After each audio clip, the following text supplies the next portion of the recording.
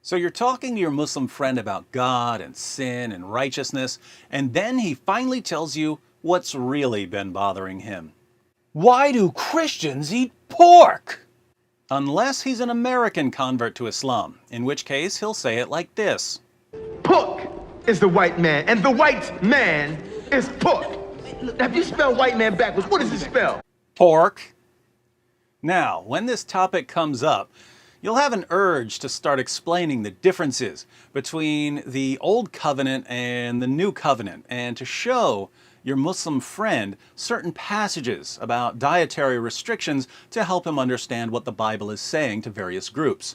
But you must resist this urge, because if you let your Muslim friend keep talking about pork and the Bible, he will eventually bury his own prophet.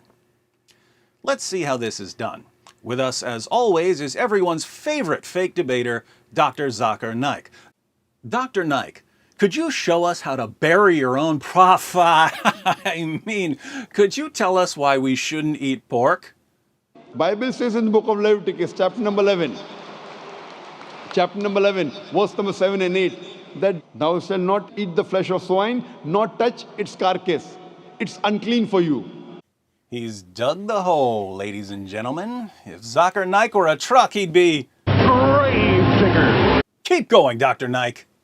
A similar message is given in the book of Deuteronomy, chapter number 14, verse number 8. Though the swine has cloven foot, and it chews not the cud, it is unclean for you. Dr. Naik has officially lowered Muhammad's body into a freshly dug grave. All that's left is to fill the hole with dirt. And Jesus Christ, peace be upon him, said in the Gospel of Matthew, chapter number 5, verse number 17 to 20, that think not that I have come to destroy the law of the prophets. I have come not to destroy, but to fulfill. For anyone who breaks one of the least commandments shall be called least in the kingdom of heaven. And what does that mean, Dr. Naik? That means if you break one law, one jot or tittle from the Old Testament, you shall not enter Jannah. So long, Muhammad. You've officially been buried by Dr. Zakir Naik.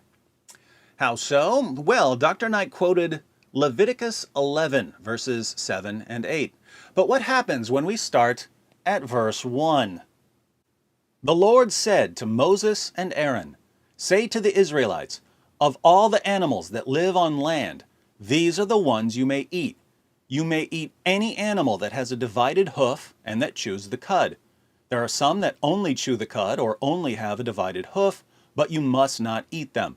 The camel, though it chews the cud, does not have a divided hoof. It is ceremonially unclean for you.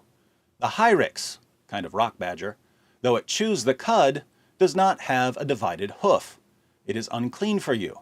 The rabbit, though it chews the cud, does not have a divided hoof. It is unclean for you. And the pig, though it has a divided hoof, does not chew the cud. It is unclean for you. You must not eat their meat or touch their carcasses. They are unclean for you. Notice, you must not eat their meat or touch their carcasses. They are unclean for you. The camel, the rock badger, the rabbit, and the pig. They're all unclean. Dr. Naik also quotes Deuteronomy 14, verse 8. But when we start at verse 6, we read, you may eat any animal that has a divided hoof and that chews the cud. However, of those that chew the cud or that have a divided hoof, you may not eat the camel, the rabbit, or the hyrax. Although they chew the cud, they do not have a divided hoof. They are ceremonially unclean for you. The pig is also unclean. Although it has a divided hoof, it does not chew the cud. You are not to eat their meat or touch their carcasses. So the same passages that say, don't eat pig meat, it's unclean, also say, don't eat camel meat, it's unclean, and don't eat rabbit meat, it's unclean. Why should this get every Muslim apologist's beard in a bunch? Sahih Bukhari, 2572. Narrated Anas, we provoked a rabbit at Mar al-Zahran till it started jumping, and the people ran after it but were exhausted.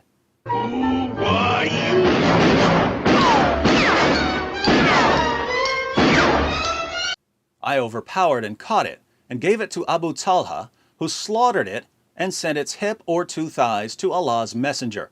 The narrator confirms that he sent 2 thighs. The Prophet accepted that.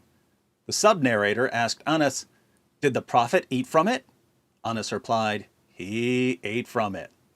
Muhammad ate that unclean, wascally wabbit, and he liked it. Hey, what's up, Doc? We really mean it. Sahih al-Bukhari, 2485. Narrated Rafi' bin Khadij.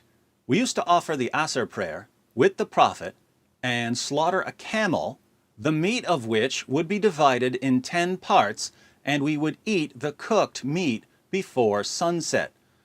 Muhammad and his companions would eat the camel meat. The Quran itself allows Muslims to eat camel meat. Surah 22, verse 36.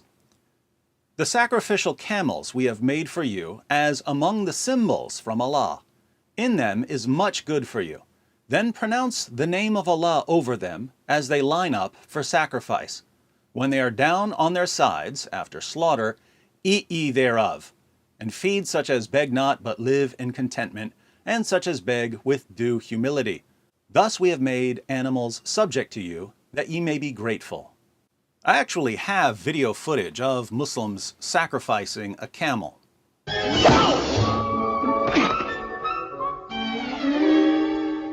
Even more interesting, Allah specifically commands Muslims not to follow Jewish dietary restrictions. In Surah 2, verse 208 of the Quran, Allah declares, "O you who believe, enter completely into Islam, and do not follow the footsteps of Satan. Surely he is your open enemy." We know the historical context of this verse. You can read it in the Tafsir of Ibn Abbas, Tafsir Jalalain, Ibn Kathir, Qurtubi, and so on. The historical context is that a Jew named Abdullah ibn Salam converted to Islam, but he still kept the Jewish Sabbath and the Jewish dietary restrictions. Specifically, he wouldn't eat camel because it's forbidden in the Torah. Surah 2, verse 208 came to Muhammad as a response to Abdullah. Enter completely into Islam. Don't be part Jew, part Muslim. So Jewish converts to Islam were ordered to abandon Jewish rules about camel meat. Putting all of this together, we've seen that the same passages quoted by Zakir Naik to show that pork is forbidden also say that rabbit meat and camel meat are forbidden. Do you think that Dr. Naik knew that? Of course he did. He just doesn't like telling his listeners the truth. We've also seen that Muhammad and his followers ate rabbit meat and camel meat in clear violation of the Torah. Moreover, Zakir Naik claims that Jesus affirmed the Old Testament dietary restrictions and that, according to Jesus, anyone who violates Old Testament dietary restrictions will not enter Jannah. That means if you break one law, one jot or tittle from the Old Testament, you shall not enter Jannah. This means that Dr. Zakir Naik not only buried Muhammad, he also proved conclusively that Muhammad will never enter Jannah. According to Zakir Naik, Muhammad stands condemned before both Jesus and Moses because he ate camel and rabbit. So, how are you Muslims going to respond? Are you going to tell us not to take those dietary restrictions too seriously? Are you going to say that the Mosaic rules about clean and unclean foods can change from one prophet to the next? Too late. That ship has sailed. Your top apologists and scholars have spent years insisting that the dietary restrictions in Leviticus and Deuteronomy are permanent and binding. And by saying this, they've openly declared that Muhammad is permanently bound in hell. Bravo, Dr. Naik. Bravo. That's all, folks.